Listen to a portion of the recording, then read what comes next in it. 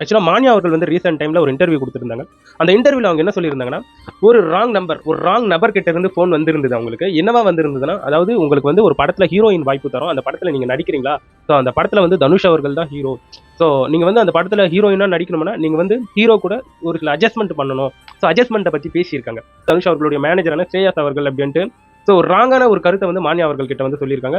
So mania அவர்களும் அந்த இன்டர்வியூல என்ன சொல்லியிருந்தாங்கன்னா, தனுஷ் அவர்களுடைய டீமுக்கு இந்த நம்பரை அனுப்பி ஸோ இதை வந்து கிளாரிஃபை பண்ண வைக்கணும் அப்படின்ட்டு அவங்க வந்து சொல்லியிருந்தாங்க. கிளாரிஃபை பண்ண வைக்கணும், இது வந்து ராங் மெம்பர்ன்றதும் கிளியர் கட்டாக தெரியுது.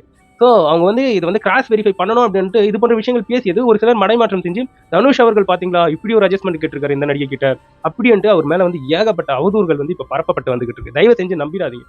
ஸோ அந்த பெண் மானியா அவர்கள் வந்து ஒரு கிளாரிஃபிகேஷன் கொடுத்துருக்காங்க. அதையும் கொஞ்சம் பார்த்துட்டு அதுக்கப்புறம் பேசுங்க. அதை விட்டுட்டு ஒரு மனிதரை அவதூறு பரப்புறது, அவர் மேல வந்து ரூமர் ஸ்ப்ரெட் பண்றது வந்து கொஞ்சம் கூட நாகரிகம் கிடையாது. ஸோ எனிவே நண்பர்களே, உண்மையான கருத்துக்களை தெரிஞ்சுக்கிட்டு அதுக்கப்புறம் ஸோ நிறைய விஷயங்களை வந்து ஷேர் பண்ணுங்க. எதையும் நம்பிடாதீங்க. ஏகப்பட்ட ரூமர்ஸ் வந்து சுத்திக்கிட்டு இருக்கு. இதை பத்தி நீங்க என்ன நினைக்கிறீங்கன்றது கமெண்ட் செக்ஷன்ல பதிவு பண்ணுங்க.